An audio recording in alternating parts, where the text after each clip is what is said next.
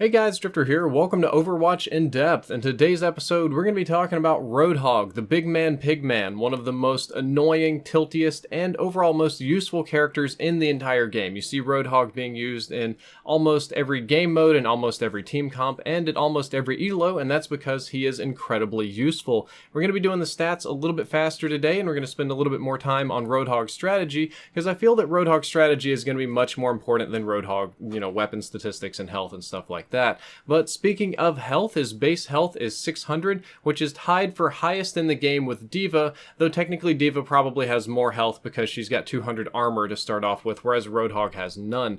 Not only does Roadhog have no armor, he has no shields, no barriers, no damage reducing abilities, nothing of the sort except for a heal, which we'll talk about later, so that 600 health won't last very long at all. Roadhog will get chewed through very, very quickly without any team support, and he's not the greatest primary tank. His primary weapon is called the scrap gun, but most of you probably know it as the Roadhog shotgun. It'll fire 25 pellets per shot, each one of them dealing between 9 and 2 damage, depending on how far away you are from the enemy, and generally speaking, the fall off is very fast, so most of the time it's going to be 9 in the range that you want to use the shotgun. Rate of fire is 60 rounds per minute, or 1 shot per second. There are some interesting things about the Roadhog shotgun, most notably that it can headshot for double damage, meaning that the maximum possible damage of the shotgun, if you hit somebody in the head, is 450, which is a colossal amount of damage. If you're just getting body shots, that's going to be 225, and it has a slightly slower than average reload time of 1.5 seconds, given that you only have 4 shots in the gun and you need to reload it to keep that full at all times. That's going to be a lot of downtime on Roadhog's shotgun. The secondary weapon, or secondary fire on this, is known as the scrap ball, or the scrap slug, or whatever you want to call it. It actually deals identical damage to the primary shotgun. Same amount of pellets, same damage drop off, same movement speed, same everything. However, it shoots a scrap ball that splits after 9 meters. Basically, it's like a shotgun that doesn't detonate until later. And I do want to point out that if you hit somebody with the scrap ball, they do not take the full damage. The scrap ball only deals 50 damage, so you absolutely don't want to be hitting people with scrap balls because it's kind of a waste of your time. You absolutely do want that to detonate. So the basic idea with Roadhog is you want to use his primary shotgun up close and secondary shotgun for enemies at range. I don't want you to forget that these are projectiles. While they move very fast, they are projectiles and not hit scans. So especially in the case of the scrap ball, you're going to need to lead your target. And personally, I think the scrap ball is about hilarious because if you get the range and timing just right, you can detonate that ball right in their face and give somebody 450 damage in this tiny little cluster of death. And the shotgun you would want to use up close to make people leave you alone. It's a huge threat even to tanks and very, very scary. So moving along, let's talk about Roadhog's magic healing juice, or his E ability on PC. It'll heal you for a total of 300 hit points over 1 second, and even though the healing's only 1 second, the animation, casting time, and all of that has a duration of 2.5 seconds, so you've got 2.5 seconds of downtime after you drink Roadhog's magic healing juice. It's got a relatively short cooldown at 8 seconds that basically allows you to heal yourself frequently but not out-heal lots of damage like, say, Bastion does. This is your primary sustain, but it also grants you a huge boost to your ultimate charge. That is probably the most important thing about it, is Roadhog's ultimate charges a little bit slowly, but for healing, he gets all these crazy amounts of bonus points. Use this just to charge your ultimate, and rely on your teammates for healing otherwise, because healing you is one of the ways that your supports are going to be able to charge their ultimates faster. And finally, about 4 minutes into the video, we can talk about the hook. Truly the bread and butter of Roadhog, the thing that most people associate with Thresh from League of Legends, but he operates a lot more like Blitzcrank with the burst damage.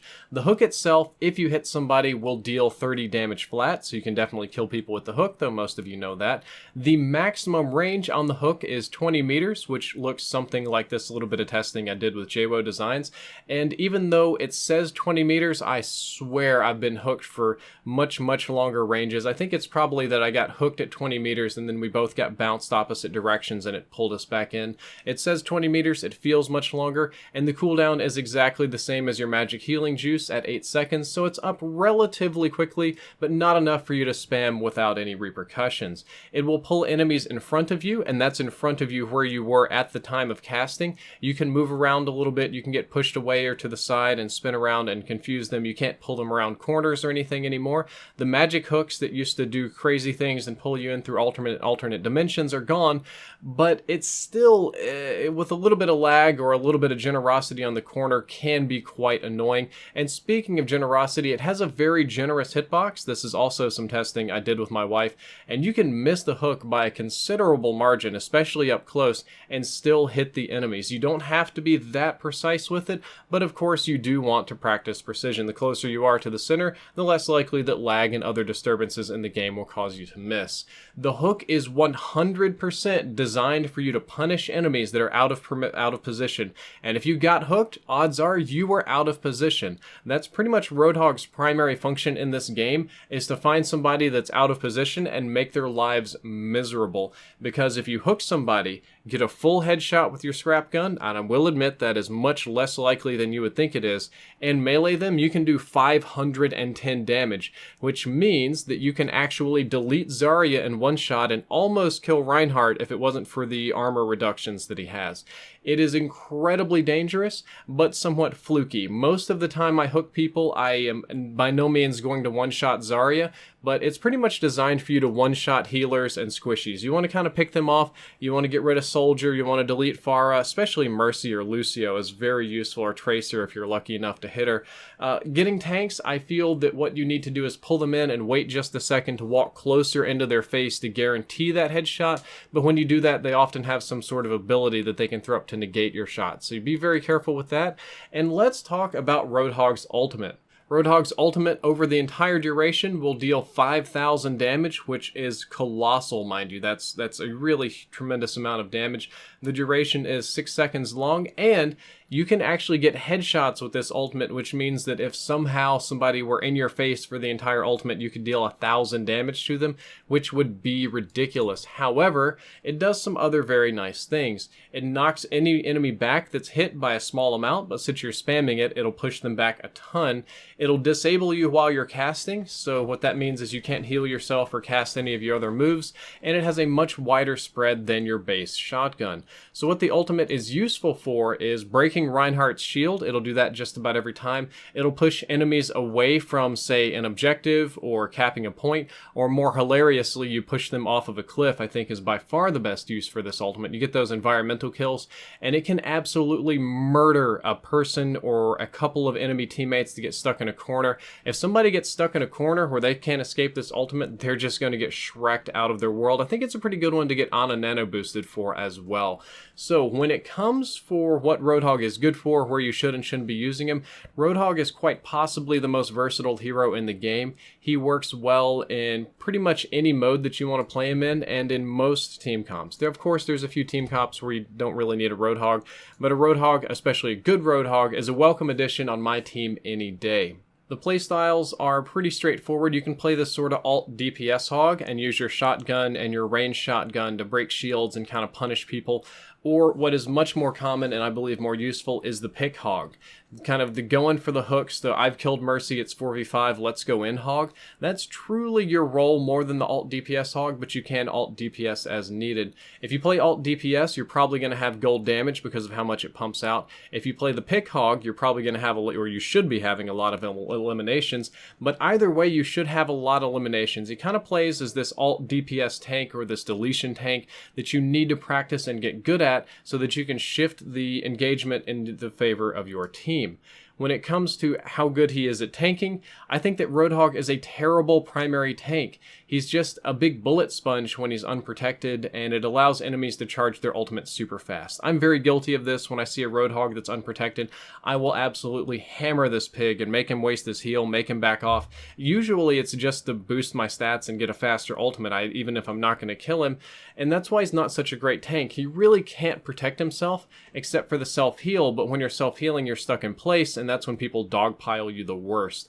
So Roadhog really does need some support. In most cases, he's actually going to be the primary focus of your healers, despite self-healing himself. Your healers need to keep this guy alive, need to keep him surviving, and pick ready, because once he gets a pick, you've pretty much already won the engagement unless somebody drops an ult or does something crazy. Roadhog is countered by a variety of characters. Zenyatta, I think, is a very good one. The Discord Orb allows you to chew through his extra health very, very quickly. However, of course, he can hook and one-shot Zenyatta. Zarya typically counters Roadhog very well, despite the one-shotting, because her barriers allow her to negate the hooks and soak up damage, and she can kind of cheese him down. McCree stuns the pig and can chunk him pretty hard. He can also punish the pig at long range. Typically, Mei is going to be able to freeze Roadhog before he can one-shot hook her, and Ana can counter Roadhog in two ways. Number one is the biotic grenade that prevents him from healing. Anytime I see a purple hog, that's a dead hog. And number two is he's a big fat easy target for a sleep dart. That being said, true Roadhog counters are, we'll say, rare, because Roadhog can technically one-shot any of these characters, and their countering is dependent on how good they are at dodging the hook. If he misses his hook and they go in, Roadhog's probably going to lose.